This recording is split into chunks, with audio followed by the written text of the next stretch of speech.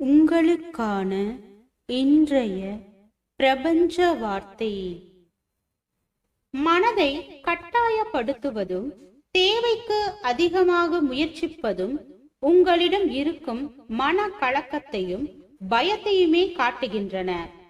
இவை இரண்டும் உங்களுக்கு கிடைக்கும் விடையை தடுத்து நிறுத்துகின்றன. எளிய வழியே சிறந்தது.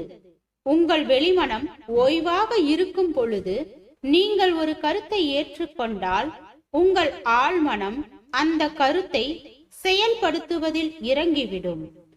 ஆனால் உங்கள் வெளிமனதின் ஓய்வு பெற்ற பிறகு அந்த கருத்தில் முரண்பாடு ஏற்பட்டால் மீண்டும் உங்கள் நிலை பழைய நிலைக்கு திரும்பிவிடும். எனவே உங்கள் வெளிமனதை கட்டுப்பாட்டில் வைத்துக்கொண்டு அதன் செயல்பாடு இல்லாத போது உங்கள் ஆழ் மனதிடம் தொடர்ந்து உங்கள் விருப்பத்தை தெரிவித்துக் கொண்டே இருங்கள். அப்பொழுது நீங்கள் நினைத்த காரியம் நடக்கும். வாழ்க வளமுடன்.